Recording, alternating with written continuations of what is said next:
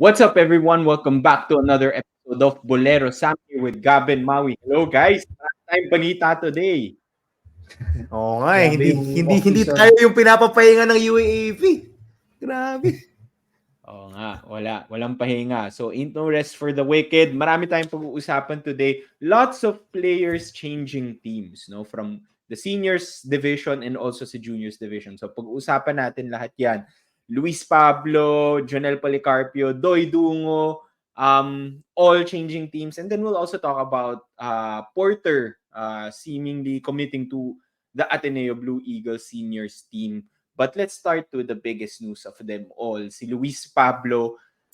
You guys we were talking about this in the previous episode. Kung hindi nyo pa napapanood yung previous episode, we briefly talked about UP, some of the UP players decommitting. So it was started by Jared Bahay, no? And then now we also have Luis Pablo leaving UP and going back to the De La Salle Green Archers because alam naman natin galing siyang La Salle High School.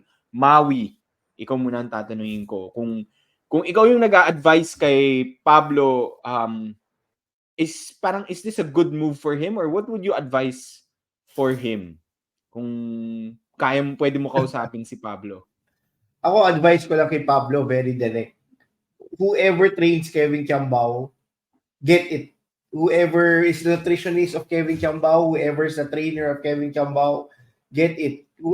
When you have the opportunity to train with Kevin Kiambao, train with him. I think yung potentially Luis Pablo will really be when he transitions to a wing player.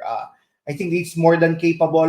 He showed some flashes during his final year nung sa LSGH. It wasn't shown when he was playing in UP because he was mostly playing as a big man. But some of his points came from all the ways from rebounds, from transition. I think I really don't know if it's a good move for Pablo, to be honest. La Salle also has a lot of big men coming. Agunani has 3 playing years. Certainly, our next topic, si Policarpio leaving, could probably give him a breather. I thought that probably si Policarpio would be suited to replace Kevin Kiambao if and when he decides to go pro. But now, maybe the past 2 minutes is clearer come season 88. I think this is a good move potentially for Pablo if he can take advantage of being with Kevin Kiambao. I really think he can transition to a wing player. If he will be able to transition to a wing player, then we have a future Gilas forward, definitely. But I guess yung initial reaction ko talaga dito, I posted this, I've been saying this to you guys on our chat. We feel vindicated with this move. A lot of people have been giving us trash the past season, saying that UP might have over-recruited and that some of the players of UP might transfer. The question is, right now, does it come in threes? First, it was Bahay, then it was Hubilia, now we have Pablo. Will this be the end of players decommitting or transferring out of UP? I certainly don't think so. Unfortunately, I think there are some players that might transfer to other schools, potentially to the NCAA. I think potentially yung guard rotation nila is still too deep. Players such as Gonzalez or Fortea could potentially opt to transfer to greener pastures. But yeah, si Gagate is another name to look at, I would say, since Pablo has already left. When Pablo decided to transfer to UP, they came as a trio with Coronel and Gagate. I think that was a package deal, and now one of those key pieces has decided to move out of UP. I think what's very good for me is scrolling through social media, scrolling through Facebook and mostly Twitter X. I think the good thing is that a lot of people from UP are not bitter of the transfer of Pablo. They just really wish him well. They want the Very best for him. supportive, no? Yeah, very supportive. I think nakita ko that rin would yun be sa very Twitter, yeah. that's very positive with regards to the future recruitment of blue chip players for UP. it wasn't very pretty when Bahay decided to decommit and transfer to Ateneo. But when Pablo decided to decided to transfer rather to LaSalle, it wasn't very hostile like yung what happened during Bahay's turn. So yeah, generally positive outlook probably for Pablo. I hope that Coach Topex has a plan for Pablo. I think that's one of the main reasons probably why he transferred UP. There were just a lot of potential players that could even leapfrog him if they develop better. Probably better perfect timing if Kiambao decides to leave for season 88, then he will really battle for the starting power forward slot. Gab. I think you guys know what I'm going to say. Uh, this is a good move for Luis Pablo. I've said this multiple times throughout the season in our comments or in a podcast. There is just no minutes Preseason pa lang, available. Gab. Preseason pa lang. Actually, Remember when we yung were talking preseason pa about lang to season 8. yung team, ano nga ba yun? Cut, start bench, Construction. cut. Yeah, the start bench, cut, ano natin. Sinasabi mo na to. Go ahead. Oh, anyway, I think this is a good move to leave UP. There's just no minutes available for him. Like what Maui said, he mostly played at center. And UP, despite having 4 centers already in their lineup, well, 3 for the upcoming season, recruited 2 more centers in Ududo and Gani Stevens. So I think that tells you all you need to know. He's just not going to get any playing time. He averaged 9 minutes a game last season, 1 point and 1 rebound per game. I don't think that's what you signed up. I don't think that's what Luis Pablo signed up for. He was a Gila stud. He was the finals MVP, I think, of the NCAA. So he knows he's talented, no, and he's not stupid to waste years riding the bench. And all signs point that he'll probably be riding the bench if he stayed in UP again for season 87. And out of the 3 that were recruited by Coach Gold from that LaSalle team, I think he was the one who was, I would say, I expected more to transfer because Gagate, as what the article said when they got recruited, it was Gagate who persuaded Pablo to move to UP. Because I think Gagate played for Coach Gold in Chiang Kai-shek or was recruited by Coach Gold in Chiang Kai-shek. So he kind of has this attachment to Coach Gold, but Luis Pablo does not have that attachment, and I think he saw it coming, diba? And people were arguing with me throughout the season, making the point that Pablo or Gagate can push down to the power forward slot. Then Sina Lopez, Turculas, and Belmonte could push to the wing, but there's still no spots open. The reason why Lopez, Turculas, and Belmonte can't push down to the wing because UP has so many guards that they have to play them at the wing.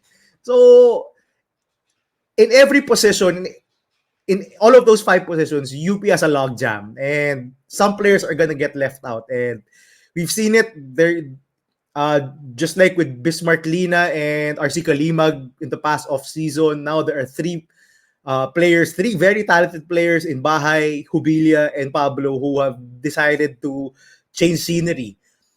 It's a very good move. While I agree with Maui, it remains to be seen whether LaSalle was the right choice. I mean, siguro for him it's something familiar. He came from there in high school, not necessarily that campus, but that university system. And yun nga, sabi ni Maui, season 88 pa siya. Who knows if Kevin Kiambao will still be there? Policarpio will not be there, which I think is a bigger surprise, honestly, than Luis Pablo. I kind of half expected one of Pablo or Gagate to leave already this off-season.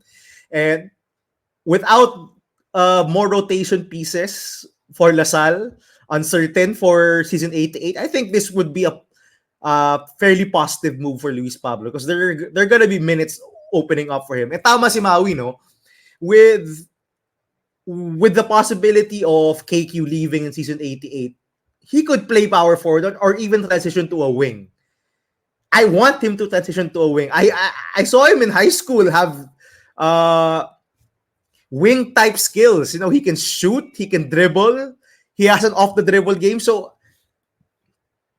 I want to see that improvement. He's not gonna be successful in the pros as what? He's 6'4", 6'5", on a good day, or 6'7", parang ganon. But he's not gonna play center in the pros. No, there's no way. Yeah, he has to move down a position. So yeah, fairly good move. And for us, we saw it coming. Despite all the violent reactions from some of our subscribers, we've seen this coming. Good move for Pablo. Sammy. Oy, good points, no? May follow-up question ako on Luis Pablo before we move on to the next one. Let's look at the UP side. So you lost Bahay, Hubilla, Pablo. Ngayon, we talked about Bahay and Hubilla already. So, etong si Luis Pablo, how big of a loss is he to UP? Short-term, long-term? Okay, wait. Wag ka mag-react muna, Gab. Short-term, long-term? And anong sasabihin mo sa, like, how do you think how does UP, I guess, like, bounce back here, or do they need to bounce back kasi ang dami na nilang recruits, 'di ba? So like, how does this affect UP basically, Gab? Nothing. He plays 9 minutes a game. What are you losing out on? You still have Gagate. Gary Stevens is coming. Alter is still there. Honestly, Belmonte. it's a minimal. Huh? Belmonte Yep. is also good. Yeah, Belmonte is also there. They're still rich with talent. I think from the UP fans' perspective, don't be worried, man. You're still a title contender. You're still full of talented players. A player for the most part of last season, Luis Pablo was a third string center. Only in the latter round of the season, he became the primary backup when Luis Alter was playing like shit. So, he honestly played the minimal role. UP is still a top-notch contender, man. They're not gonna miss Pablo. I don't think it's gonna put a dent to their title chances for next season. I'm sure so Maui would agree. Yeah. I think Maui agree. So narinig niya, Maui, do you agree? Sige, Yeah. mo na. Actually, I have the same sentiment as Gab. But if there are more moves out of UP from their front court position, specifically Belmonte and Lopez, if any of those two decide to leave, then maybe we feel a dent in the front court. Maybe Alter or maybe one of those three leaves, then maybe we feel a dent. But with the current with the current talent that they have, maybe all of the minutes that Pablo played can go to Belmonte, or maybe all of those minutes just go to Gani Stevens, who has been very impressive this past offseason, showing out, losing a ton of weight and being more mobile and athletic. So maybe I don't think that they would really miss Pablo, to be honest, despite him being a very talented player. I really think that another team could really benefit off the talents of Luis Pablo. Just because of UP's very deep rotation, Gabi's right, UP is deep 1 to 5, all the positions. So any one of them, maybe even any one of them could pick up the slack. I mean, that's 9 minutes a game. They have a ton of players coming. They have a ton of players who are good, who are still returning. So, yeah, I don't think it would really be a big dent. Sam? Okay, so narinig niyo yun from two Ateneans. So UP fans, no need to worry. Luis Pablo is a blue chip recruit. He's a great talent. He has potential. Sabi ni Mau, he has potential to be a Gilas player if he continues to develop. But for UP fans, no need to worry. Kasi 1 to 5, super deep. Super deep yung lineup ng UP until now. So really, there are people that will be able to step up and fill in that role that was left by Luis Pablo. But to Gab's point, he played 9 minutes last season. So not much to fill in to begin with. I think maganda yung, just to end, maganda yung sinabi ni Maui earlier. For now, I think moving to LaSalle, we're not sure if it's really the best for Luis Pablo in terms of like what he's looking for. And we assume now what he's really looking for is, playing time, di ba? Kasi LaSalle is also one of the bigger teams. Other than UP, LaSalle is one of the bigger teams in the UAAP. So hindi tayo sure if he's really gonna get like all the playing time that he wants. But I think maganda yung point mo, Maui, doon. Okay, maybe there are a lot of bigs there, but the blueprint to your success or possibly yung best version that Luis Pablo could be is right there. And that's KQ, diba? So if I'm Lasal, if I'm Coach Topex Robinson, I'm making Luis Pablo roommates with KQ. Para every single day, 24/7, Luis Pablo will just learn and see what KQ does, what KQ eats, how KQ trains, then gagayahin ko lang yun. Because the blueprint is there already. KQ is a MVP champion in the UAAP. Luis Pablo, if you can just emulate, 80% of KQ, that would be really great for your future also. So let's move on. Gab, na-mention mo, this is the bigger surprise for so far, no? Dun sa mga balita na narinig natin. As soon as they announced the day after we found out that Pablo was going to join LaSalle, hours ago lang to, we find out that Jonnel Policarpio, one of the top contributors of LaSalle last season during the championship run, we called him one of the X factors, diba? Marami tayong X factors, but definitely he was one of the X factors.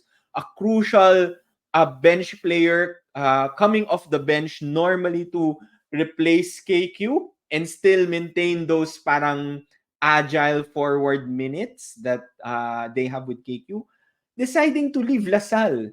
And sabi, it's a mutual agreement between Policarpio and LaSalle. We don't know yet kung saan siya pupunta. So, Gab, just your reaction there. Alam ko, nagulat ka. Ano yung motivation between kay Policarpio for leaving LaSalle? And again, going back to the Pablo question, do you think it was a good move for Policarpio to leave LaSalle? We don't know yet saan siya pupunta, unfortunately. But leaving LaSalle, was that a good move for him? Basketball wise, I don't think so. I mean, he had the perfect role in LaSalle, and this is my concern now, yung for LaSalle, because what LaSalle lacks and will lack on season 86 is playmaking. With the departure of Evan Nele, Mark Nonoy, KQ is the only one right now who's a playmaker. We saw it for long stretches in the postseason run for LaSalle, or even during the season. When Nele or KQ are not in the game, they struggle. They struggle really bad. They can't execute. If you guys remember that the 3-point third quarter they had against UP in the first round, that's the LaSalle without KQ and Evan Nele. And I was thinking more for next season, if Policarpio stayed, he could provide playmaking because he can. He showed it last season. He's a tall guy who can play big, who can play small, defend multiple positions, and has an off the dribble game and can play make. So for me, for LaSalle, this puts more question marks into their title defense. Most of their recruits announced are gonna be eligible for season 88. So that's Pablo, Baclaan, and Cortez. So for season 87, they have a lot of things to work on.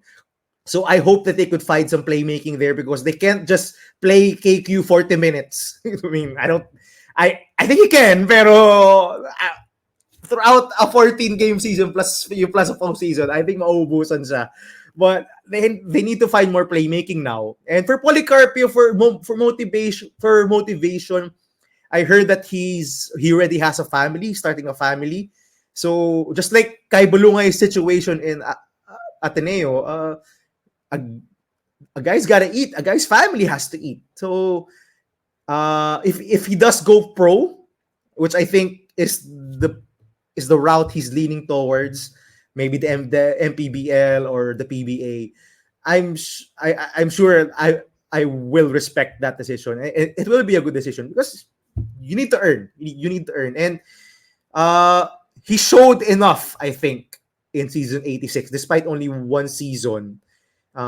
He showed enough that I think a pro team or semi-pro team can consider him or can sign him up for their team because I know they think that he's really good. And this is not the first time we've seen this from a UAP player just playing one season then leaving. RJ Abarientos did that a few seasons ago. So big blow to Lasal in my opinion. But for Paulie, I wish him well. I wish he goes to a good situation. It will be baffling to me if he moves to another UAAP team because I think he was perfect in LaSalle. I mean, he had playing time, he had a role, he had Coach Topex's confidence.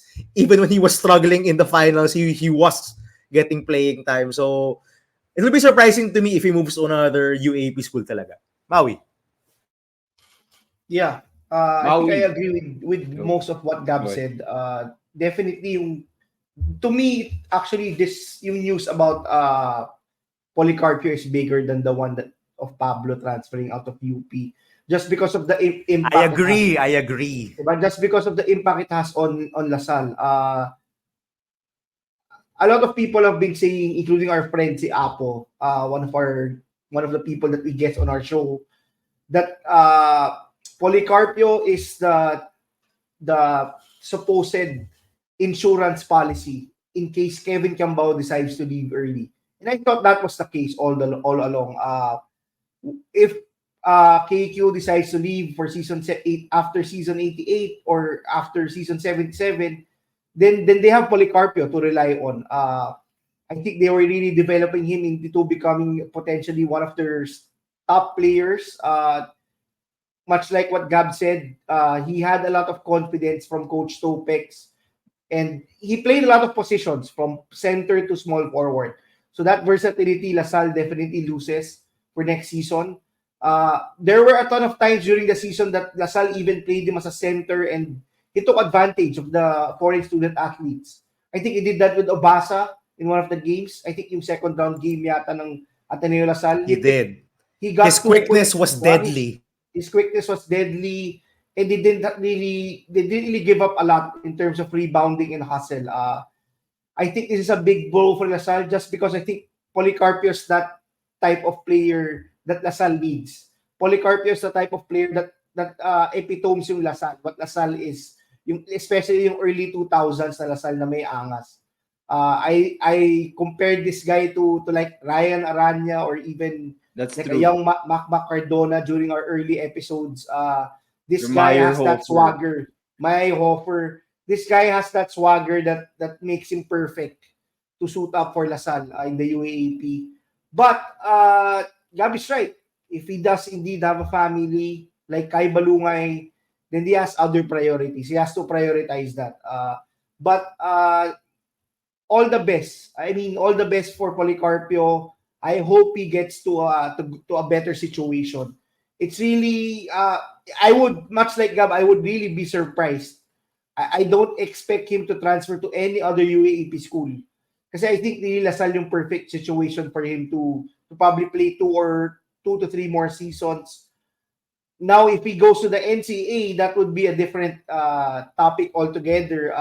As we know, Letran is now backed by Delta Pineda. So maybe LaSalle getting Dungo is part of the package that Policarpio potentially transfers to Letran. I don't know. We all we can do right now is speculate.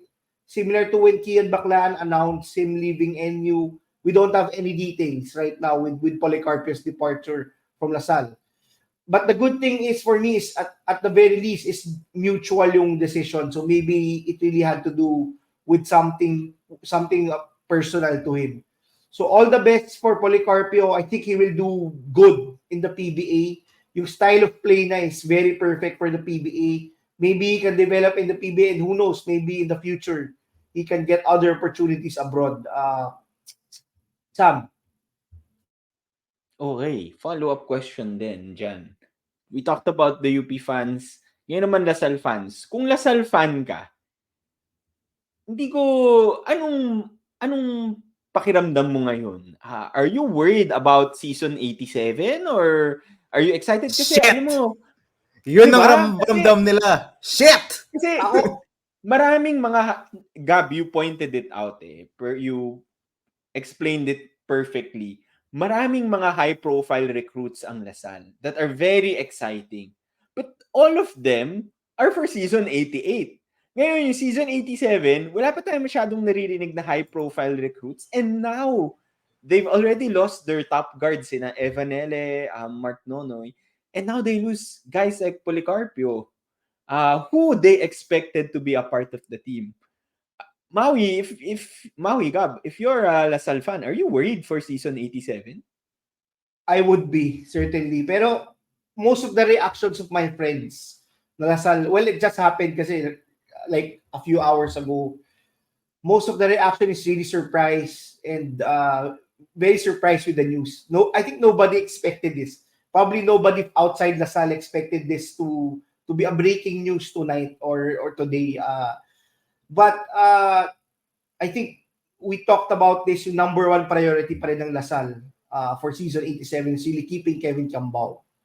That is still, until we start season 87, I can't honestly say that Kevin Kiambao will be back. If you've been following Kevin Kiambao on X like I do, he has been posting very cryptic messages all off season long and deleting them after. So I don't know if he's really 100% decided to play for season 87. With the departure of Policarpio, I wouldn't be surprised if Kiambao announces next. But it's weird because Kiambao is very excited to play Bakla, and that would be 2 more seasons. So I really don't know what's happening. I'm as surprised as everyone with what happened with Policarpio. I'm hoping as a UAP fan that Kiambao comes back, but I'm hoping as a Kevin Kiambao fan that maybe there would be a better opportunity since I think that he's pro ready. But if I were a Lasal fan, definitely nervous and very big dent in repeating. I think yun yung magiging possible team ng UAAP moving forward. Ateneo had 4 titles with Tab Baldwin and a 5-peat with Norman Black. So that happened within the past 15 years. I don't think that would be a common occurrence with all the player movement, with all the opportunities that players get. Maybe we get a new champion every year moving forward. So that's something to be excited about. That's interesting. Gab, any thoughts? As I said, if I was a Lasal fan and I saw that on my phone, I'd be like, shit!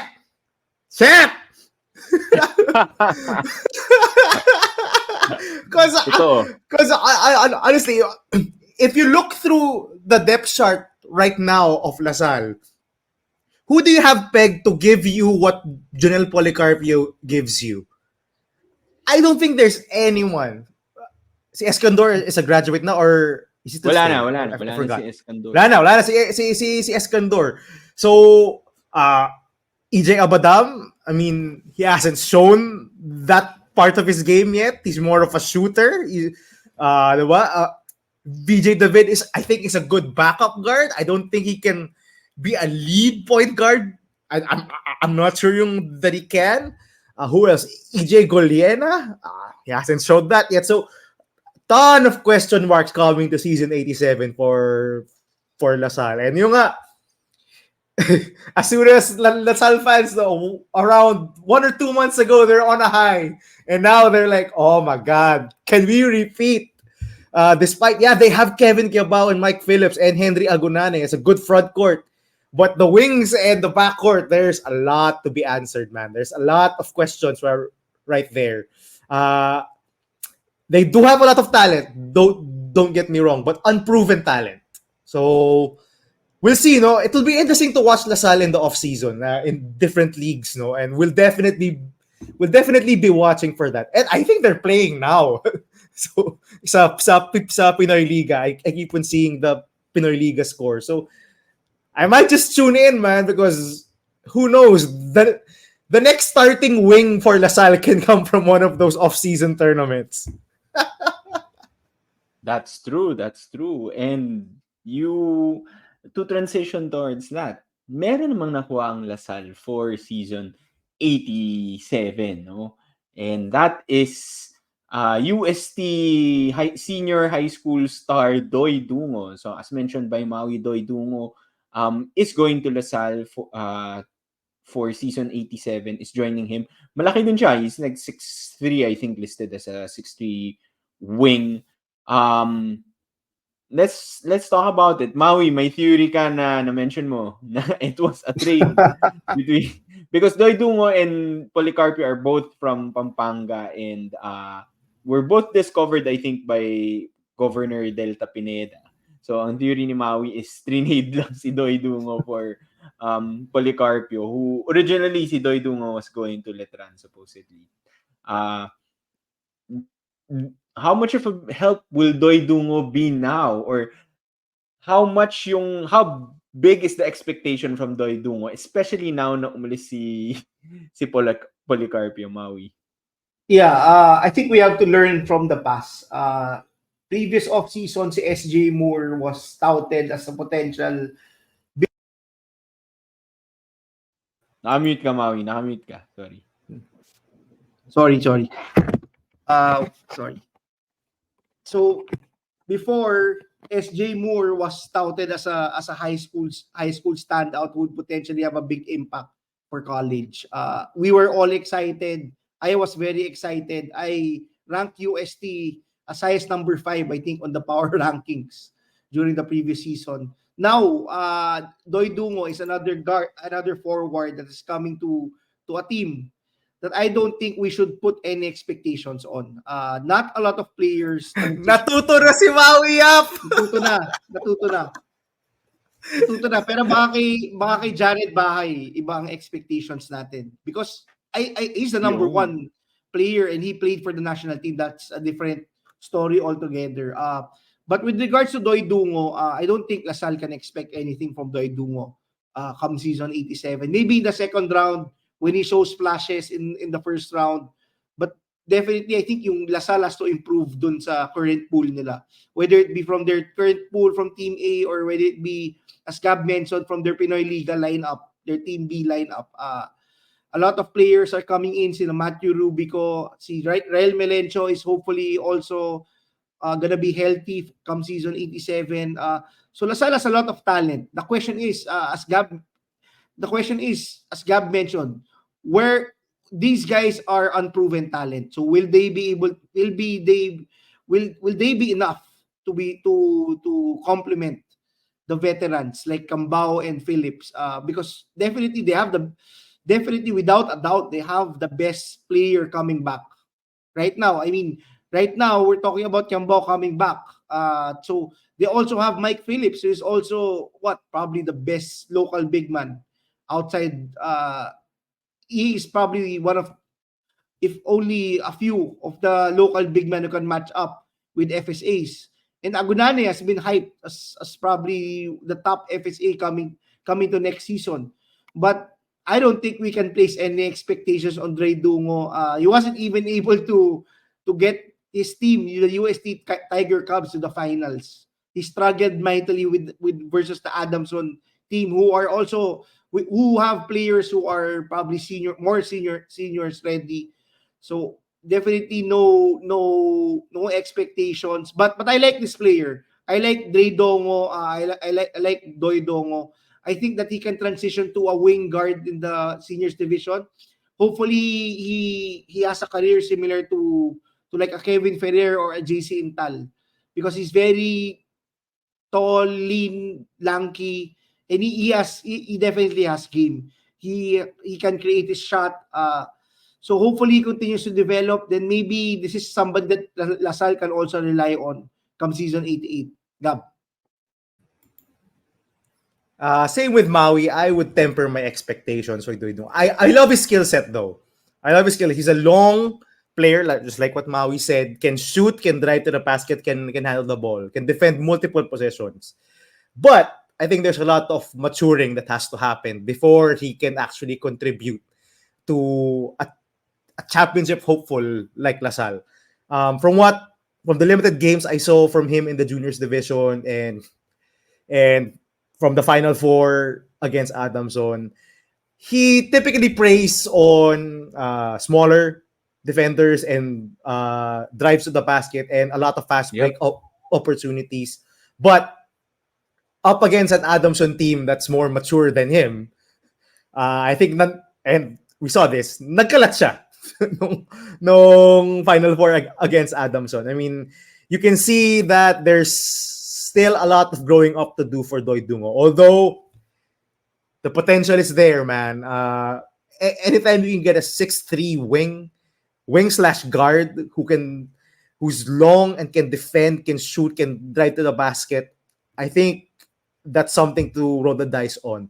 Whether now if LaSalle is the right choice for him remains to be seen because there are a lot of wings on LaSalle.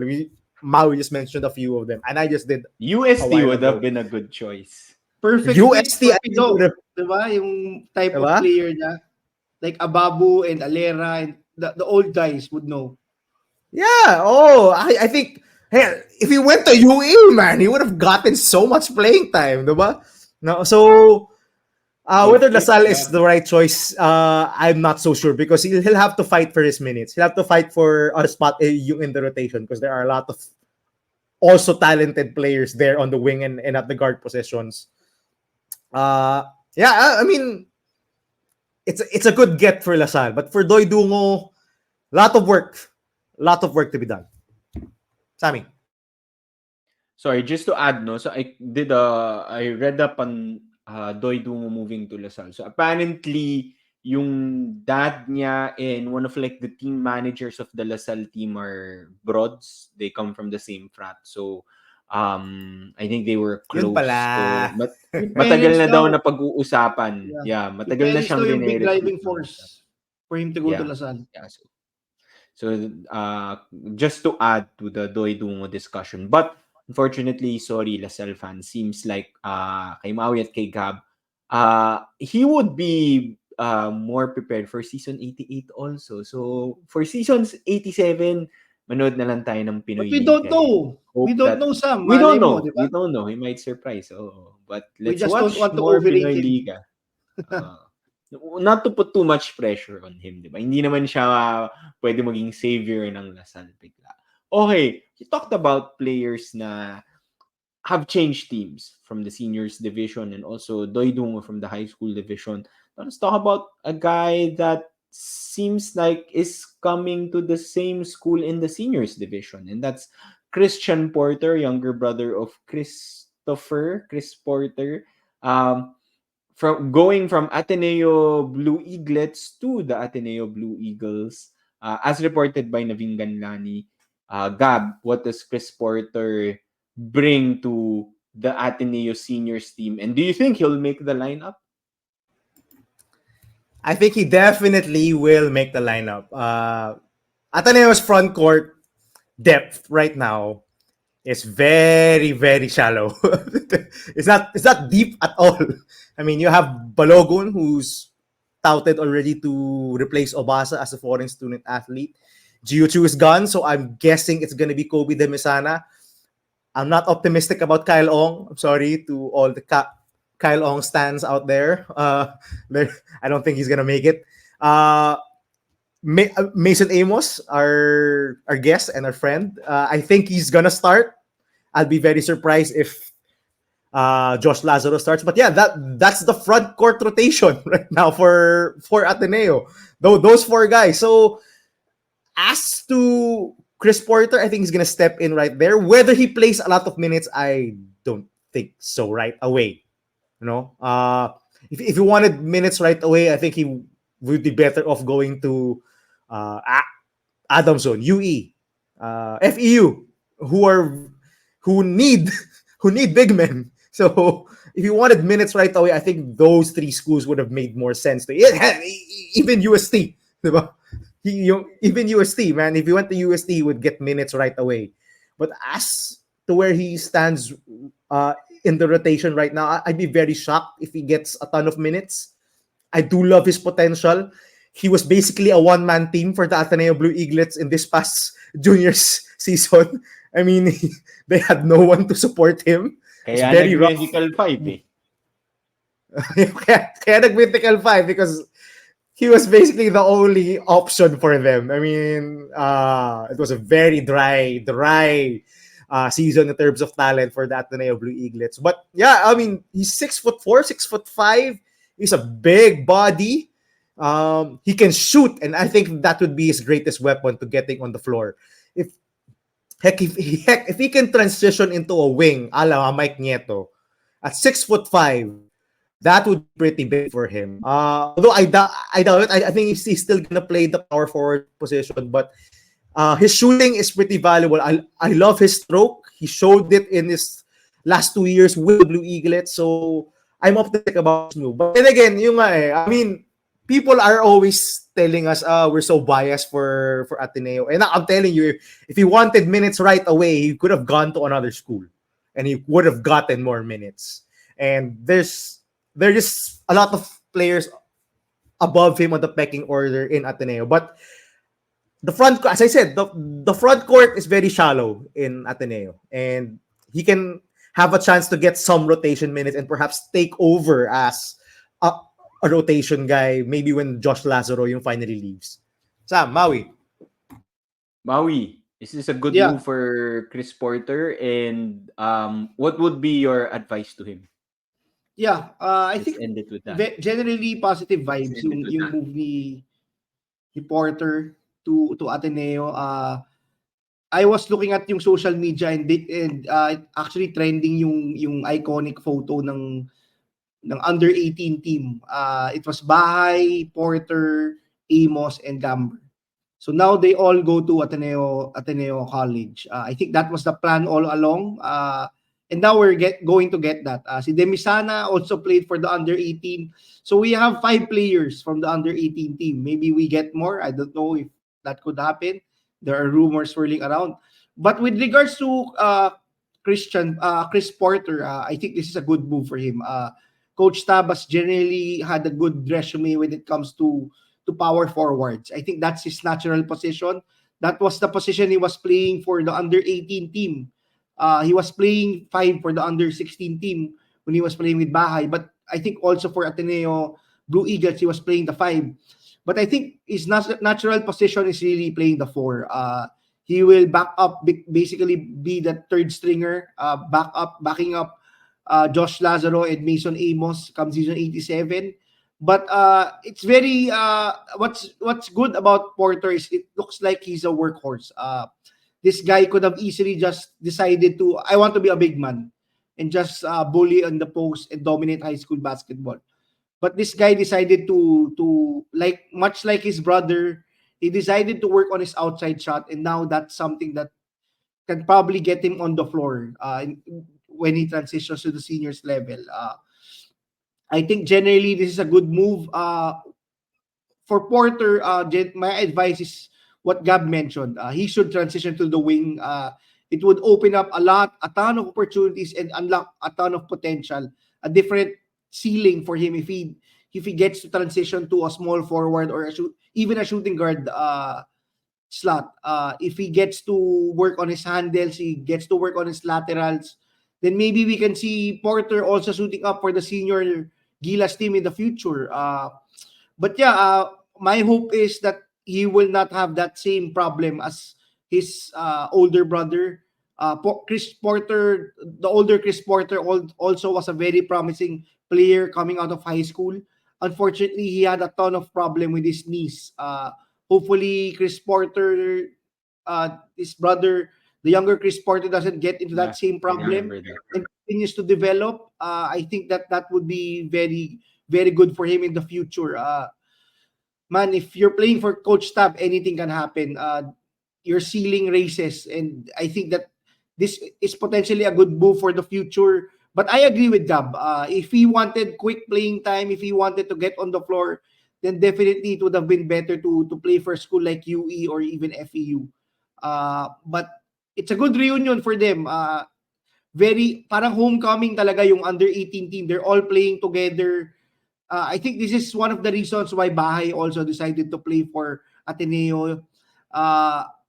Imagine playing with your under 18 teammates and also getting your teammates from Ateneo de Cebu. So that's basically 6 teammates that he had in the past. So yeah, I would expect Ateneo to make more moves in the off season, specifically to bolster yung front court. But securing Porter was a good sign. Anytime we get a homegrown talent like Porter come to our seniors team, I'm very happy.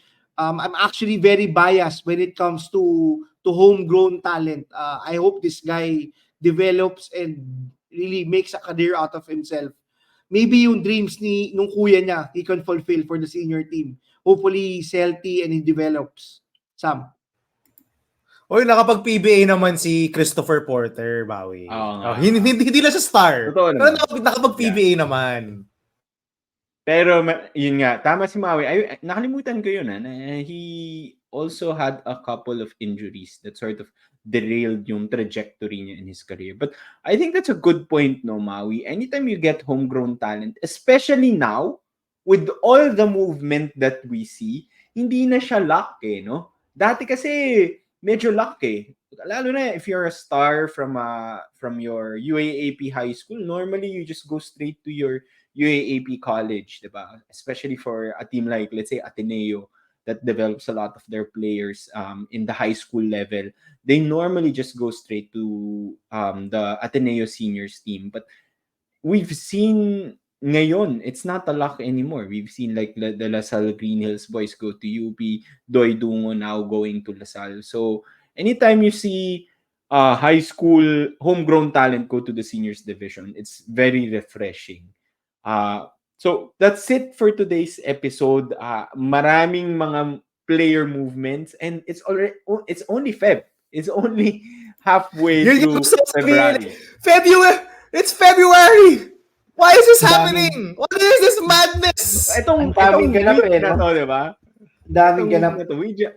Grabe. By the way, guys, we did not really plan to record an episode today kasi kaka-record lang namin nung Sunday. But sobrang daming nangyari, ang daming ganap, nag-usap kami. This was supposed to be a Pablo episode only, di ba? Exactly. It was supposed to be Biglang a dumagdag. breaking news Luis Pablo episode. So, hopefully, tuloy-tuloy lang ang balita, ang news, ang player movements, updates in the UAP.